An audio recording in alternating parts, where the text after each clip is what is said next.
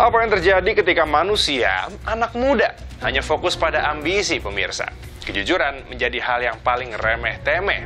Ingat kan, tahun lalu di sosial media menyilaukan mata kita semua karena bertebaran sultan dadakan. Terus, usahanya apa? Pasarnya siapa? Tiba-tiba, was-wus naik jet pribadi. Pergaulan sosialita kasih endorse sana-sini. Si to the law, alias silau, men. Inilah industri image branding. Apa dampaknya pada generasi muda, pemirsa? Menurut penelusuran kami, mostly sebagian anak muda atau usia produktif memang pingin cepat kaya, meskipun hanya image, lewat jalan tikus. Selain judi, seperti yang kami bahas minggu lalu, ada cara lain untuk kita bisa kaya. Apalagi kalau bukan pinjol. Nafsu tinggi, kemampuan, ya dipaksain, pemirsa. Akhirnya, paparan data inilah yang menjawab atau berbicara. Kredit macet pinjol kaum usia produktif paling besar. Pengen punya tas bermerek demi diterima dalam pergaulan? Apa syaratnya, pemirsa? Betul, pinjol cair. Bisa bayar atau enggak? Urusan belakangan itu mah. Nih datanya nih, coba dicek. Yang paling banyak menerima pinjaman online terlihat pada usia 19-34 tahun. Jumlah rekeningnya ada 10,9 juta dan nilainya sampai 26,87 triliun rupiah. Bener sih, usia produktif pinjol kayaknya. Pemirsa, kecelakaan industri keuangan adalah ketika tingkat pemahaman lebih rendah ketimbang akses atau putaran uangnya. Data snki.go.id di sebelah saya bilang literasi alias melek keuangan di Indonesia indeksnya 49,7%. Tapi inklusi atau kedalamannya 85,1%. Sederhananya nih, misal Anda investasi senilai 100 miliar, tapi pemahaman investasi dari skor 1-10 cuma di level 4. Apa yang terjadi? Anda nggak punya pengendalian diri, nggak bisa memanage resiko yang menghadang. Sama seperti pinjol, tanpa kemampuan untuk membayar. Lalu pemirsa, apa sih sebenarnya yang ditakutkan di masa depan? Menurut survei aspirasi anak muda Indonesia tahun 2022 yang dilakukan KG Media dan Litbang Kompas, ketakutan ekonomi itu masuk ke dalam salah satunya. Di dalamnya ada ketakutan finansial dan ketakutan mendapatkan pekerjaan. Bisa kok dari sekarang, pemirsa nih, mulai bijak dalam finansial kita agar tidak menjadi ketakutan di masa yang akan datang. Anyway, itulah fakta dan data dari Otoritas Jasa Keuangan. Balik lagi ke diri kita. Ada yang lebih utama daripada data dan penilaian orang lain, pemirsa, yaitu kejujuran. Jujur pada diri sendiri bukan hanya berambisi dengan fata morgana image branding, menghalalkan segala cara, salah satunya dengan pinjol. Ingat, jujur pada diri sendiri lebih berharga ketimbang data yang dibaca orang lain kepada diri kita. Elgin Fridianto, Hafiz Tirriza, Business Talk. Halo, selamat malam saudara. Bertemu lagi di Business Talk bersama saya, Sister Tarigan. Kita tahu beberapa belakangan terakhir gara-gara tak lunasi utang, skor kredit buruk, anak muda susah dapat kerja. Apakah benar kredit skor merepresentasikan produktivitas seseorang? Nah, untuk membahasnya lebih jelas, malam hari ini telah bergabung bersama kita di segmen awal ada Ibu Frederika Widasari Dewi, Dewan Komisioner OJK. Selamat malam, Bu Kiki. Selamat malam, My Sister. Terima kasih telah bergabung bersama kami, Bu Kiki. Bu Kiki, kita tahu bahwa beberapa waktu belakangan viral ya, ada cuitan yang menyebutkan para pencari kerja ditolak gara-gara skor kredit mereka buruk. Nah, kalau dari kacamata OJK melihat fenomena ini seperti apa? Apakah memang ini boleh dilakukan atau tidak? Atau bagaimana sebenarnya dilihat dari sisi keuangan anak muda? Ya, ini sesuatu pembelajaran yang menurut saya sangat berharga, My Sister. Jadi tidak hanya dalam mereka mencari pekerjaan kemudian menjadi sulit, karena sekarang apapun kita akan dicek dulu bagaimana performa dari keuangan kita. Karena sekarang kan semua data terintegrasi dan kemudian kita dalam berperilaku dalam dunia keuangan itu juga harus berhati-hati. Karena semua bisa dicek yang saat ini disebut dengan sistem layanan informasi keuangan yang dulu dikenal dengan nama BI Checking. Gitu ya. Sekarang di OJK sejak 2018 namanya SLIK. Dan juga beberapa kredit scoring lain juga bisa melakukan pengecekan seperti ini. Ini mudah sekali dicek di mana-mana. Nah, menurut saya ini sesuatu yang anak-anak muda mesti harus aware dan juga hati-hati, terutama menyiapkan masa depannya, Mbak. Nggak cuma susah nyari kerja, yang saya juga dapat laporan dari beberapa bank yang menyalurkan kredit untuk KPR pertama gitu ya. Banyak sekali anak-anak muda yang harusnya lebih penting beli rumah daripada beli hal-hal yang sifatnya konsumtif, jadi nggak bisa karena mereka sudah kesangkut di sliknya gitu. Nah, jadi saya melihat di sini tadi yang tayangannya sebelum kita mulai tadi ada fenomena FOMO ya, fear of missing out. Terus kemudian fenomena ingin menjadi social climber, ingin cepat kelihatan kaya. Kemudian berbagai macam tampilan-tampilan crazy rich yang bikin anak muda nih jadi kepingin bergaya hidup hedon dan lain-lain. Kemudian kejebak misalnya penipuan investasi atau cari utangan Mbak supaya kelihatan keren. Nah ini bahaya sekali untuk masuk misalnya ke pinjol ilegal ya, ataupun pinjol legal tetapi penggunaannya tidak bijaksana akhirnya terjerat. Atau penggunaan pay later dan lain-lain yang akhirnya menjadikan anak-anak ini konsumtif dan kemudian ketika pada saatnya mereka sudah menjadi manusia dewasa yang harus bertanggung jawab sama dirinya, mencari pekerjaan, membeli rumah pertama mereka, membeli kendaraan dan lain-lain, akhirnya nggak bisa cuman gara-gara kesangkut hal-hal yang sebenarnya nggak penting sama sekali gitu Mbak. Kalau tadi dijelaskan oleh Bu Kiki bahwa memang ternyata ada laporan dari perbankan anak muda yang akhirnya ditolak mengajukan KPR gara-gara skor kredit mereka yang buruk begitu. Kalau mungkin bisa dibeberkan secara data, apakah memang jumlahnya terus bertambah gitu Bu Kiki? Karena kan kita tahu bahwa misalnya anak muda yang minjam di pinjaman online itu mendominasi loh untuk kredit macetnya juga. Nah mungkin Bu Kiki bisa paparkan kepada kami berapa banyak anak muda yang akhirnya pengajuan KPR-nya ditolak gara-gara skor kredit mereka yang sangat buruk. Iya, ini kan datanya bergerak terus ya Mbak Maester ya. Kalau kita melihat ya kadang-kadang ini nyangkutnya tuh angkanya tuh misalnya 300.000, 400.000. Karena kalau kita lihat ya contohnya seperti satu kasus yang barusan sangat menjadi atensi semua pihak ya. Bagaimana di satu universitas ketika ada kegiatan penerimaan mahasiswa, itu kemudian mahasiswanya mendapat sponsor dari pihak, kebetulan dalam hal ini pay later ya, bukan pinjol. Bagaimana anak-anak muda ini dari awal bukannya diajarin, misalnya buka rekening bank, untuk kemudian belajar menabung, atau membuka rekening investasi reksadana atau apa, tapi ini dibukakan rekening untuk pay later yang anak-anak ini mendapat sampai dengan antara 100.000 sampai dengan 300.000 dipakai buat beli pulsa dan lain-lain. Akhirnya kan ini dari awal sudah diajarkan untuk mereka pinjam gitu ya, dan ini sangat nggak produktif. Jadi kalau kita lihat memang angkanya terus bergerak karena memang kalau kita lihat Mbak ya, memang sekarang kan challenge kita selain tadi disampaikan juga gap antara indeks literasi dan inklusi yang cukup besar. Bagaimana masyarakat menggunakan produk jasa keuangan tapi nggak paham apa yang digunakan, termasuk tadi korban-korban tadi itu. Kemudian juga kita sedang dalam era digitalisasi. Ini suatu keniscayaan yang memang mau nggak mau kita suka nggak suka kita hidup di dalamnya, yang sudah memberikan kemudahan, kecepatan dan lain-lain, tapi juga ada risiko. Termasuk di dalamnya adalah penggunaan misalnya mekanisme seperti pinjaman online dan lain-lain pay later yang sangat mudah dengan urusan jempol aja, tapi kemudian konsekuensinya sangat besar di masa yang akan datang, begitu Mbak. Tapi di sini saya ingin menyampaikan juga Mbak My Sister ya, bukan produknya yang salah ya, bukan produk pinjol yang salah atau pay later yang salah, tapi penggunaannya itu gitu. Iya, apalagi tadi Anda mengatakan bahwa misalnya ada anak muda, mahasiswa universitas diajarkan untuk membuka akun pay later. Diberikan akses keuangannya tapi tidak diberikan edukasi keuangannya. Nah itu kan bisa memperburuk keadaan. Tapi begini, saya penasaran dari data yang bergerak dan tampaknya mungkin bertambah terus ya Bu. Jumlah anak muda yang akhirnya punya skor kredit buruk gara-gara itu dia tadi. Mungkin entah dia pinjol atau di pay later begitu. Nah tapi untuk jumlah utangnya mereka sendiri dari catatan OJK banyak atau enggak sih Bu sebenarnya? Atau sebenarnya gara-gara nyangkut lupa bayar jadi itu mempengaruhi skor kredit mereka jadi buruk. Betul.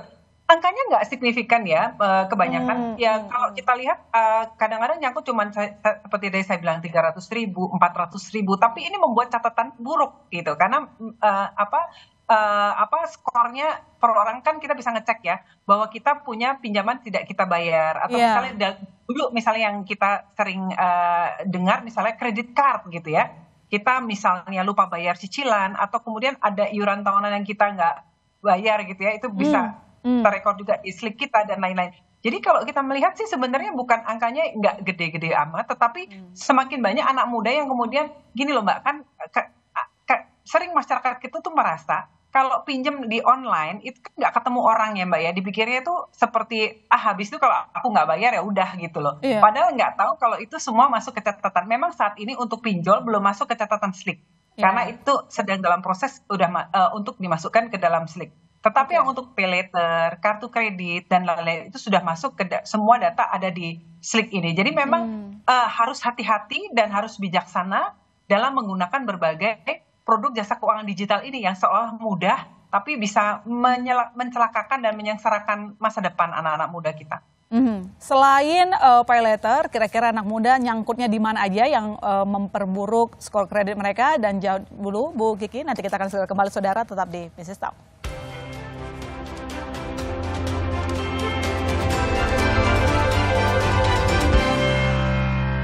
Kita lanjutkan diskusi kita malam ini dan telah bergabung sejumlah narasumber. Ada Bu Siti Kustiati, Direktur Bina Penempatan Tenaga Kerja Dalam Negeri Kementerian Ketenagakerjaan. Selamat malam Bu Siti.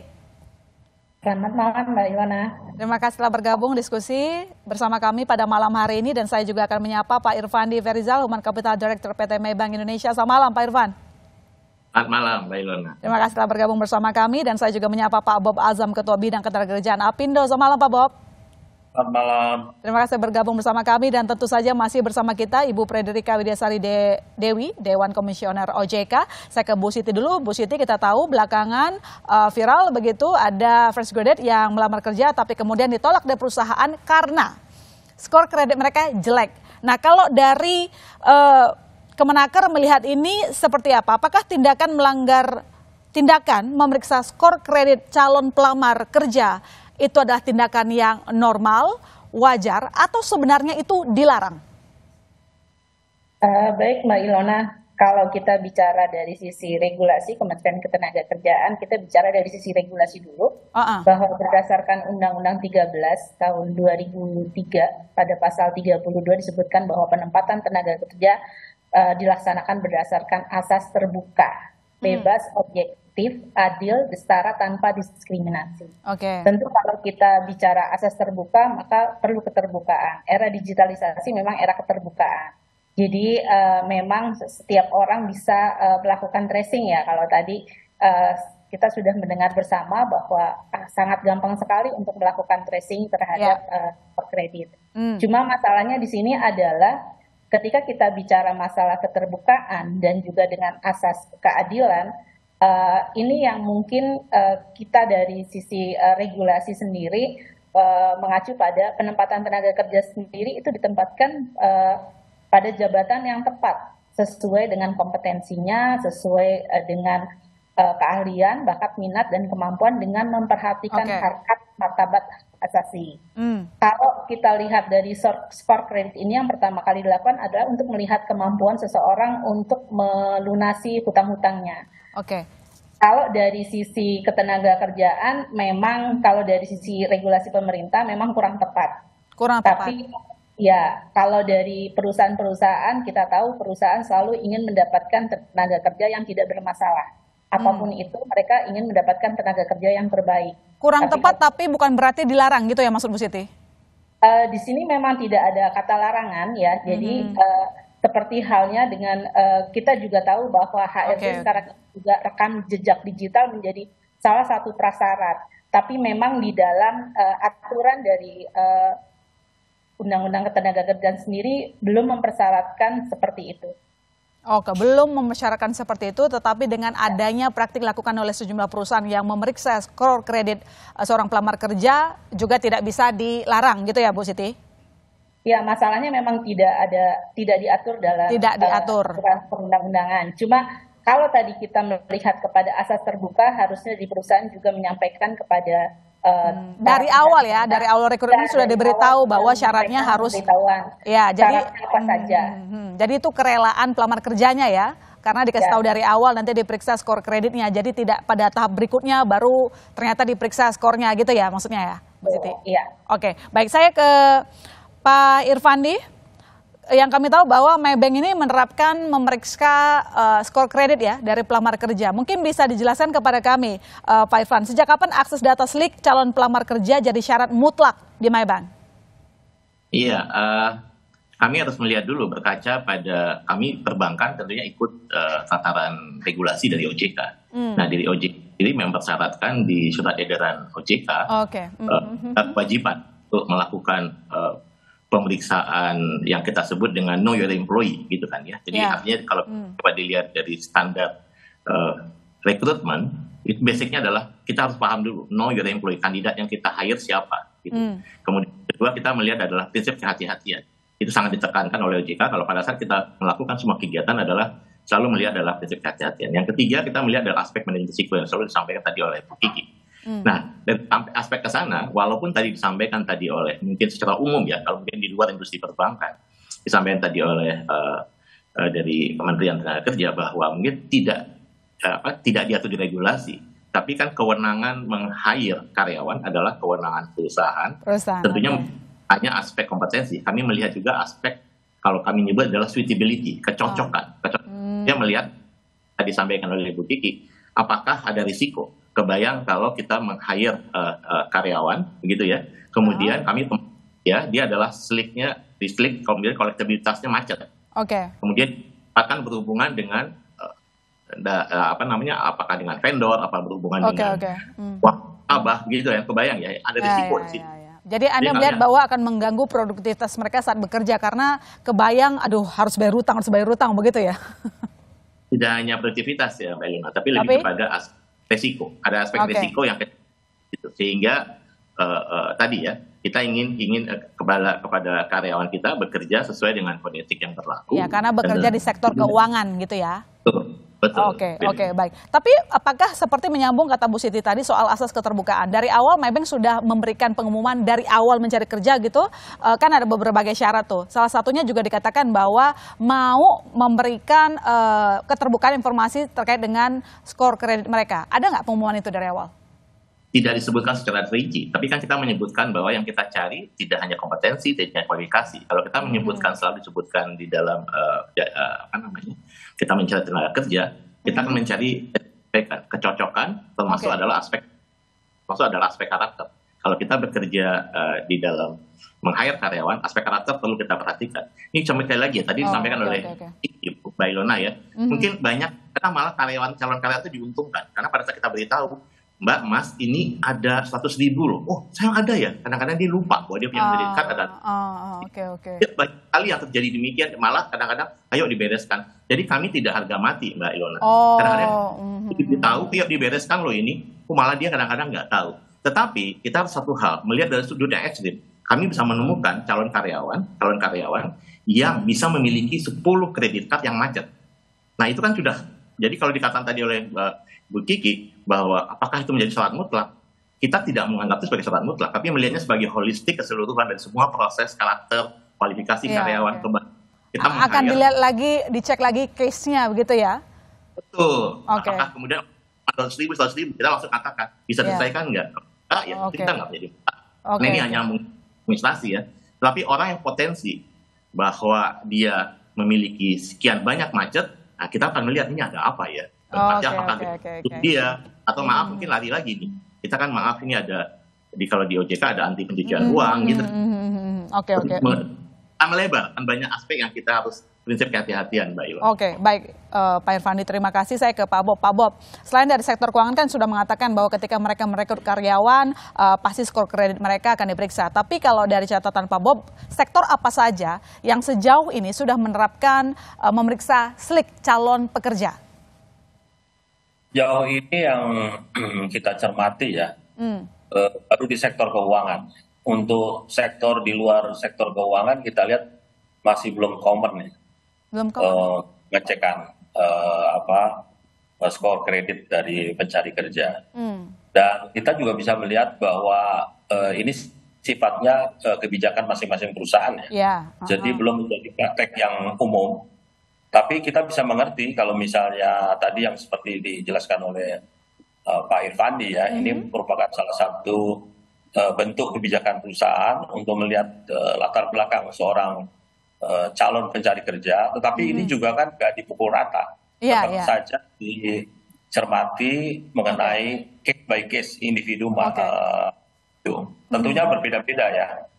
situasi yang dihadapi mereka. Oke, tapi begini Pak Bob, mungkin bisa di-spill lah gitu ke kita, karena begini, kalau dari Pak Irfan tadi kan mengatakan kenapa mereka kan melihat kredibilitas seseorang yang tidak bermasalah dengan uang karena bekerjanya di sektor keuangan begitu. Tapi Pak Bob mungkin bisa punya catatan yang sudah ada bukti misalnya bahwa ada sektor A, katakanlah begitu, memang menerapkan memeriksa slik dari calon karyawannya.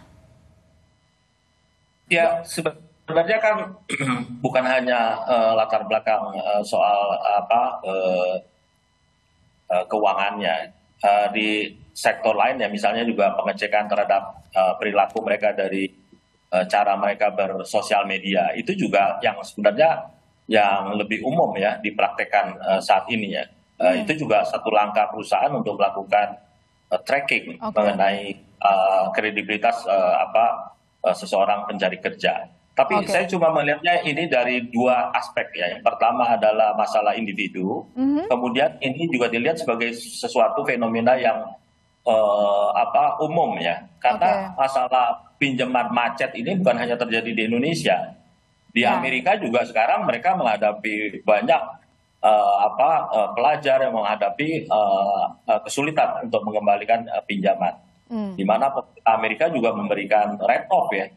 Kurang lebih mungkin ada 800.000 pelajar di Amerika yang sekarang di write off oleh pemerintah Amerika. Jadi ada yang sifatnya secara umum yang kita harus lihat, ada fenomena apa mungkin karena COVID dan lain sebagainya sehingga muncul situasi seperti ini, atau ini masalah individu ya. Yang seperti ada orang yang punya 10 kartu kredit, menurut saya sih udah masuk karakter ya. Iya, masuk ke karakter. Itulah pentingnya edukasi keuangan juga ya dari bangku sekolah begitu. Saya ke Bu Kiki. Bu Kiki, kira-kira ini bisa biar kita menggambarkan kondisi anak muda lebih mendalam lagi, karena memang banyak survei begitu dari Litbang Kompas juga menyatakan ini anak muda itu ada yang hidup karena FOMO begitu, tidak bisa mengelola keuangan. Nah, ini kan sebuah hal yang memprihatinkan begitu ya. Gaya dulu, sejahtera belakangan. Apa yang tampak dulu, yang penting look rich, not become rich gitu ya. Bu Kiki, pertanyaannya begini, mana paling banyak mereka yang memang tidak sengaja atau lupa bayar gitu ya, kayak misalnya pernah pinjam di paylater lupa bayar, atau mungkin lebih banyak mungkin karakternya seperti yang diceritakan tadi, misalnya kita andaikan dia punya CC yang banyak, jadi kan itu masuk dari karakter. Mana paling banyak Bu Kiki dari catatan OJK?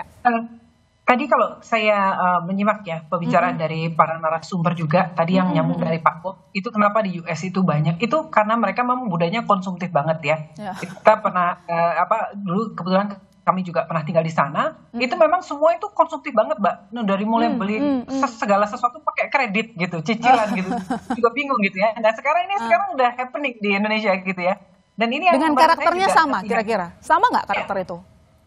Itu sama Mbak, karena untuk membeli sesuatu sebenarnya kita belum mampu beli, tapi karena dimudahkan dengan adanya mekanisme paylater ya, kredit card, terus kemudian mungkin dengan pinjaman online, itu akhirnya yang tadinya sebenarnya belum saatnya kita bisa beli, akhirnya dimudahkan kita beli. Nah ketika ini kemudian macet, nah ini kemudian mengganggu performa kita di banyak hal. Nah sebagai tambahan masih Mbak My Sister ya, untuk yang cek kesehatan keuangan ini tidak hanya untuk mereka yang baru mau masuk, sampai ke level yang untuk menjadi direktur dan lain-lain ya. Kalau memang melakukan fit and proper yang kemudian masuk ke OJK, yang dilakukan oleh OJK, penilaian kemampuan dan kepatutan, itu dinilai 2.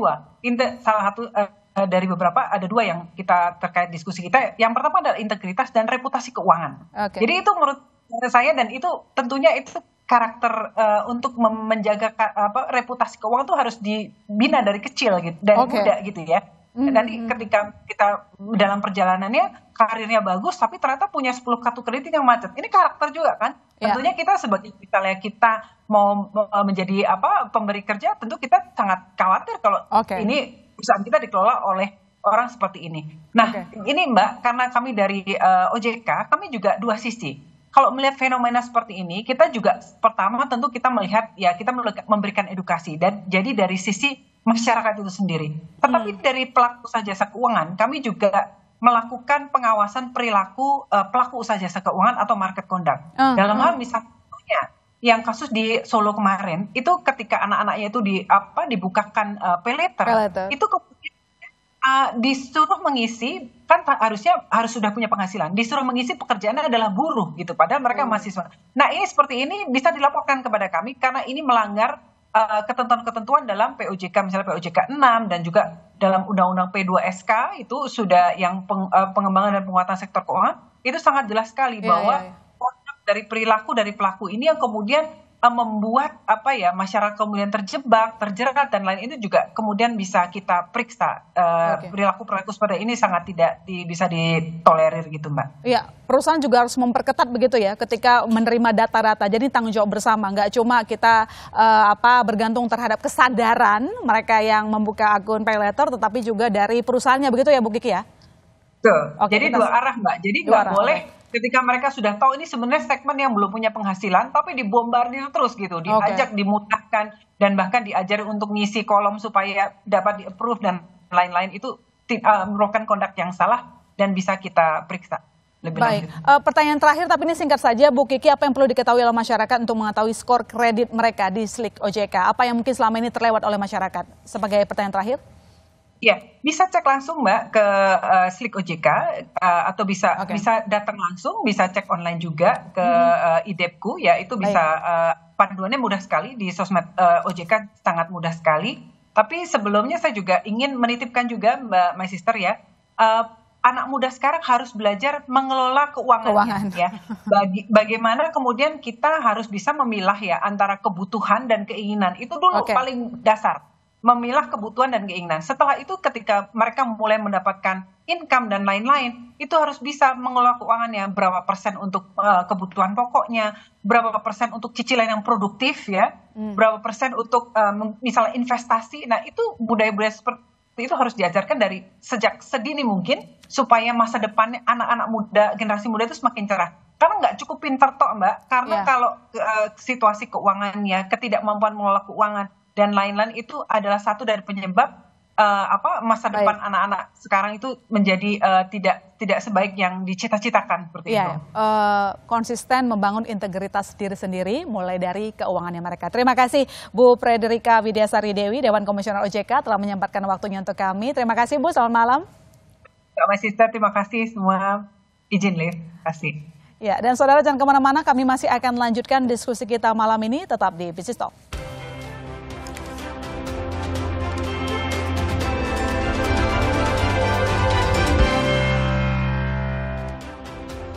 Saudara, kita lanjutkan diskusi kita malam ini dan segmen ini telah bergabung bersama kita ada Mas Cipta Wahyana, wartawan Nasional Konto. Selamat malam Mas Cipta. Malam Ilona. Oke, sebelum saya nanti bertanya ke Mas Cipta, saya ke Bu Siti dulu. Bu Siti, sejauh ini apakah ada aduan-aduan terkait dengan keberatan dari pelamar kerja perusahaan yang memeriksa Slik mereka? Sampai dengan saat ini kami sudah mengecek, tadi sore kami mengecek di pusat bantuan Kemnaker, tidak ada aduan yang terkait dengan kredit ini ya. Sampai dengan saat ini belum ada aduan. Oke, artinya ini fine-fine aja sebenarnya begitu ya. Tapi begini Bu Siti, apakah dengan pemeriksaan Slik salah satu pelamar kerja tidak menimbulkan masalah baru? Karena kalau kita lihat tren rekrutmen dalam setahun terakhir bahkan turun sampai 34%. Bagaimana dengan jumlah pengangguran yang juga saat ini Februari lalu mencapai hampir 8 juta? Mbak Ilona, terkait dengan bagaimana tren rekrutmen turun itu tentu saja tidak hanya karena pemeriksaan dari Slik ini ya. Yang pasti adalah bagaimana pertumbuhan ekonomi. Kita tahu kemarin pada saat pandemi COVID banyak sekali yang tidak melakukan rekrutmen, banyak perusahaan yang tutup. Sehingga juga ketika pemeriksaan Slik ini menjadi salah satu parameter yang tadi disampaikan oleh Pak Irfandi, itu memang kebijakan dari perusahaan di sektor keuangan seperti itu untuk mendapatkan tenaga kerja yang memiliki karakter yang baik ya, menurut Pak Irfandi. Artinya buat Kemenaker tidak akan ada masalah kayak misalnya kemarin ada 5 orang ya Mas Cipta yang akhirnya tidak diterima kerja gara-gara Slik mereka bermasalah, lalu siapa yang menampung mereka, begitu tidak perlu dikhawatirkan gitu Bu Siti? Kita akan tetap melakukan berbagai upaya dalam rangka menanggulangi tingkat pengangguran. Kan kita tidak hanya 5 orang itu saja. Kalau tadi kan Mbak Ilona ada sekitar 8 jutaan orang yang terdampak pengangguran. Nah, sebenarnya Kementerian Ketenagakerjaan juga sudah melakukan berbagai upaya, diantaranya adalah melalui perluasan pasar kerja. Terus kemudian juga kita sedang membangun sistem informasi pasar kerja yang tentunya juga nantinya kita membutuhkan kolaborasi dari semua pihak, baik itu dari pemerintah pusat, daerah, kementerian, lembaga maupun dari kalangan industri. Oke, baik. Kalau saya ke Pak Bob begini, apa korelasi kompetensi dengan skor kredit? Kalau dari keuangan tadi kan ini jelas terkait dengan integritas, apalagi mereka mengelola uang ya. Ini kan untuk mengurangi kejadian-kejadian yang tidak diharapkan karena berhadapan dengan uang. Bagaimana dengan sektor yang lain? Apakah memang ada korelasi? Ya, sebenarnya ini masalah karakter ya. Jadi lebih ke arah melihat kepribadian dan karakter seseorang ya. Tapi masalah yang terjadi fenomena kredit macet ya, ini tidak hanya didominasi oleh pencari kerja, karyawan juga banyak yang mengalami hal tersebut gitu. Ya, jadi ini bukan kasus baru ya, udah kasus lama. 10 tahun yang lalu juga kita ngalami. Begitu ada KTA waktu itu, ada kartu kredit, banyak itu karyawan yang diiming-imingi kemudahan untuk mendapatkan KTA, kartu kredit, akhirnya mereka terjerat, ya, sehingga mengganggu produktivitas, kemudian juga mengganggu. Jadi kepikiran ya mereka ya, pas kerja mikirin utang. Saya ingin sampaikan pengalaman di perusahaan-perusahaan yang di Jepang ya, itu terhadap karyawannya itu diberikan pelatihan ya mengenai literasi keuangan, ya, itu mereka tiga step ya. Jadi waktu mereka pertama kali masuk, mereka sudah diberi edukasi mengenai keuangan, ya, sesuai dengan stages life-nya mereka ya. Nanti mereka setelah 10 tahun diberi literasi keuangan lagi, diberi pendidikan keuangan. Kemudian mau pensiun pun diberi. Jadi kembali lagi menurut saya masalahnya, satu ada masalah karakter, yang kedua adalah masalah knowledge. Ya, kita juga harus beri perhatian ya bahwa memperhatikan karyawan tidak hanya pelatihan di bidang keahliannya, tetapi juga bagaimana mereka bisa menjalankan hidup dengan baik dan produktif. Perusahaan Indonesia, di Indonesia sudah ada Pak yang menerapkan itu, memberikan pengetahuan kepada karyawan soal keuangan? Ada perusahaan yang manajemen Jepang ya, yang bekerja seumur hidup ya, kalau istilahnya kan lifetime working ya. Nah itu mereka memang benar-benar diatur stages of life-nya ya. Oke, baik. Saya ke Pak Irfan. Pak Irfan, karena tadi Anda sudah menjawab semua bagaimana proses memeriksa SLIK, karena ini berkaitan dengan keamanan dari keuangan perusahaan juga begitu ya, karena berkaitan dengan karakternya mereka. Tapi pertanyaannya begini, kalau dari catatan Maybank, berapa banyak anak muda ditolak KPR karena skor kreditnya sangat jelek? Oke, ini bukan karyawan baru ya, tapi ini adalah aplikasi. Ya. Kalau berdasarkan informasi yang kita terima ya, sebetulnya ini kan kembali lagi ya, kalau KPR kan ada aspek kolateral di situ ya, artinya ada rumahnya gitu ya, tapi tetap ada bukti-bukti yaitu kemampuan membayar di situ, gitu kan Ilona ya. Nah tentunya akan dilihat lagi aspek tadi ya, catatan keuangannya begitu ya. Tapi kalau dilihat ini tidak menunjukkan hasilnya angka yang signifikan ya kalau kita melihat ya. Jadi kalau dikatakan ini tadi kata oleh Pak Bob, ini sebenarnya nggak fenomena baru sebenarnya ya. Ini ada fenomena yang biasa-biasa saja ya, karena memang ya kemampuan dari karyawan atau tadi ya pencari kerja dan seterusnya. Tapi kembali lagi kata oleh Pak Bob, kata kuncinya adalah itu ya, pendidikan keuangan tadi ya. Kalau kami menyebutnya adalah financial planning ya. Jadi kita mendidik para karyawan untuk bagaimana mereka bisa mengelola keuangan secara benar begitu. Itu kata kuncinya ya. Jadi mereka bisa mengetahui sejak awal bagaimana harus mengelola keuangan, sehingga tadi ya tidak tergoda dengan gaya hidup ya. Tadi apakah tadi harus membeli rumah gitu kan ya. Kalau beli rumah yang bagaimana yang sesuai kemampuan mereka. Jadi tidak membeli rumah yang dimana mereka sendiri juga tidak memiliki kemampuan bayar yang memadai gitu kan ya. Itu yang harus kita perhatikan. Gitu sih Mbak Yona.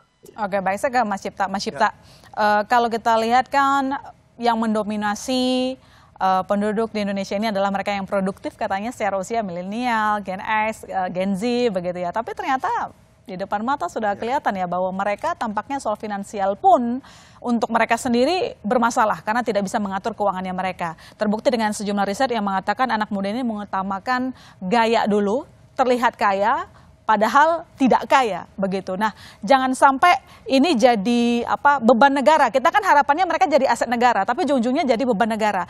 Pandangan redaksional, apa yang harus segera dibenahi di sini? Apakah memang seperti diskusi kita beberapa waktu lalu, Mas Cipta, soal banyaknya anak muda yang terjerat pinjol, maka diperlukan namanya edukasi keuangan sejak dini di bangku pendidikan. Silakan. Ya, persis sebenarnya saya setuju. Mungkin ini fenomena bukan fenomena yang sekali ini baru muncul, tapi saya kira ini menjadi wake up call karena sekarang kasusnya ini banyak muncul di kalangan anak muda. Yang ironisnya kalau kita bicara bonus demografi kan sekarang lagi mulai ya. Jadi sebagian besar memang konsumen anak muda. Bahkan parpol pun menyasar anak muda karena 56% pemilih itu anak muda gitu. Jadi kalau mereka kepilih itu utangnya juga ke anak muda gitu loh, utang jabatannya begitu. Tapi di sisi lain ini kan anak muda yang bisa dikatakan problematik dan sebenarnya ini salah kita juga sebagai orang tua. Problematik dalam arti mereka memang belum matang. Tapi mereka juga diharapkan dengan kemudahan-kemudahan begitu ya, kemudahan-kemudahan tadi aplikasi dan sebagainya. Di sisi lain memang itu tadi kapasitas keuangan itu belum cukup. Nah, kata kuncinya di sini, bonus demografi hanya akan menjadi bonus demografi kalau anak muda itu punya kapasitas keuangan yang cukup. Kapasitas itu mengandaikan pekerjaan yang layak. Jadi ini juga PR bersama untuk menciptakan pekerjaan yang layak gitu ya. Yang kedua, kapasitas keuangan. Kapasitas kalau kita bicara investasi sekarang kan bicara investasi harus sumber daya manusia, people investment. Tapi kita hanya sering bicara tentang kapasitas teknis saja gitu ya. Kompetensi teknis. Padahal ada mental. Satu lagi sebenarnya yang nggak boleh lupa adalah kompetensi finansial. Karena itu sisi lain bagaimana mengelola keuangan supaya kapasitas keuangan secara keseluruhan itu menjadi kuat. Nah ini yang kembali tadi semua kita sepakat ya, mungkin harus dimulai dari keluarga tapi juga pendidikan sekolah dan OJK itu sebagai otoritas yang memayungi semua menjadi tanggung jawab besar dan saya kira harus sistematis gitu, harus sistematis. Tadi kalau cerita di Jepang bagaimana itu bisa diadopsi, misalnya diwajibkan di perusahaan untuk menerapkan itu, lalu diukur bersama itu dalam arti kalau memang survei literasi ya harus dalam surveinya bukan hanya di permukaan tapi sampai di survei segmen anak muda. Maju terus dipantau terus seperti apa kemajuan karena kita hanya bicara target tapi kalau nggak ada ukurannya maju kita harus begitu, harus sampai sedetil itu supaya pada akhirnya kalau kita pengen mencapai Indonesia Emas 2045 itu kan salah satunya kuncinya itu tadi anak muda yang memang tidak kemudian secara keuangan tidak tergantung kepada orang tua lagi tapi mereka mandiri. Kuncinya kapasitas keuangan. Kan teori bonus demografi itu yang menemani adalah dependensi rasio. Hanya akan menjadi bonus kalau anak muda itu tidak tergantung secara finansial. Nah kuncinya ya kapasitas keuangan mereka harus kuat. Pak Bob bisa nggak kira-kira, tadi sebenarnya pertanyaan saya agak menggantung, belum terjawab juga sebenarnya. Apakah nanti semua sektor bisa menerapkan transfer knowledge begitu soal mengelola keuangan seperti yang dilakukan oleh perusahaan-perusahaan Jepang? Silakan.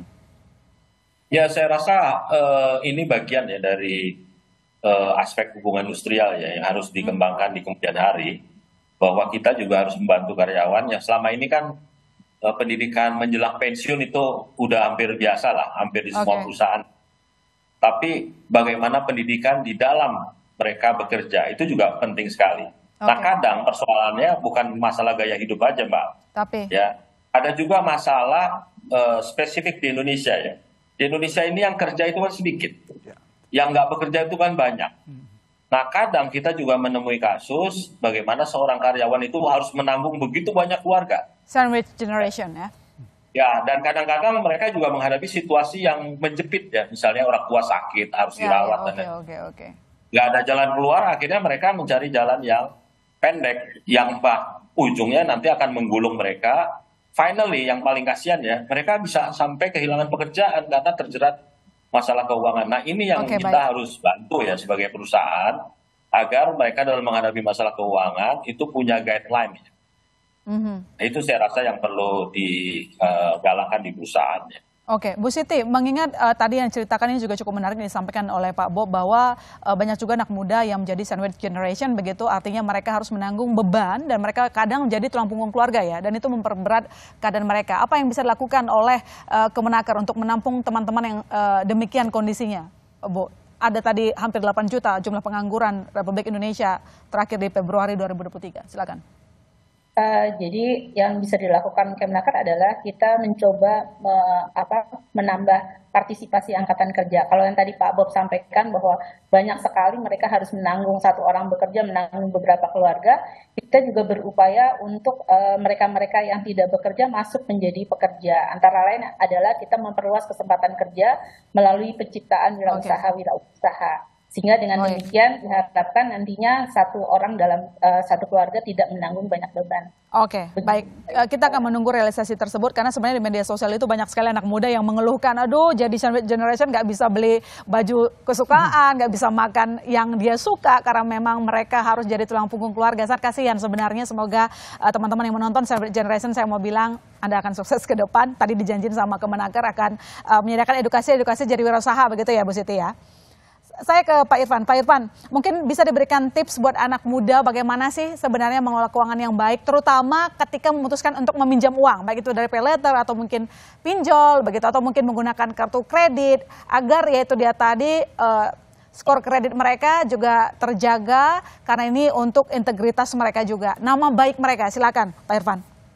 Ya, tadi saya sampaikan, ini penting sekali ya kita memberikan financial planning education ya, saya sampaikan oleh Pak pada para karyawan sejak awal, khususnya pada anak muda. Nah ini yang jelas, kata-kata simpelnya adalah ya perhatikan adalah berapa besar sih, jangan sampai besar pasak daripada tiang, itu kan yang sejauh sudah sampai, berapa pengeluaran dan dibanding pemasukan dia harus menghitung.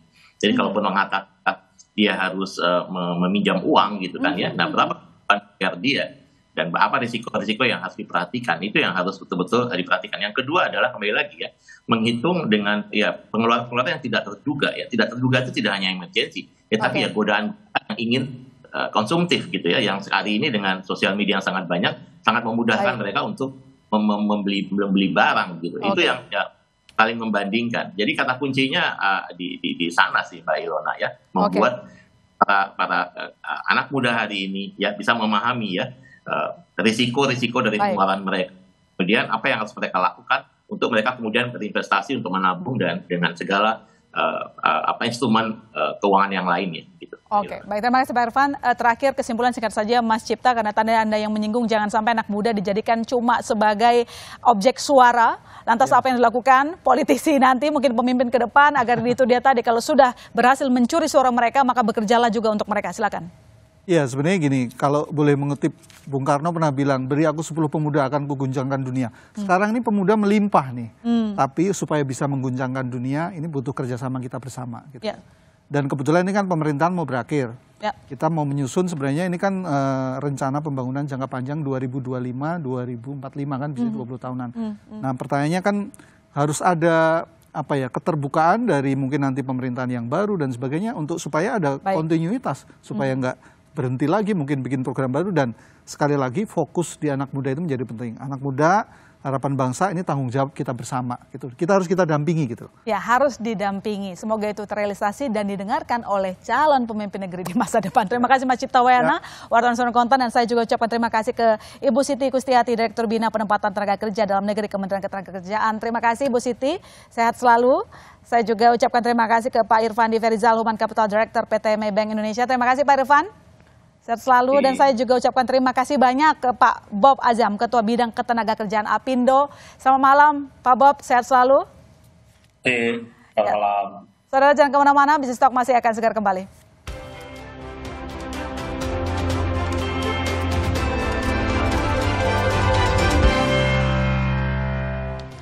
Ya saudara, hasil diskusi kita malam ini menyimpulkan bahwa yang namanya anak muda sudah sepatutnya jago mengelola keuangan. Jangan sampai mengutamakan gaya, utang kanan kiri sampai lupa bayar. Karena yang namanya menjaga kredit skor itu artinya menjaga integritas. Saya masih tertarikan undur diri. Sampai jumpa Selasa depan di Bisnis Talk.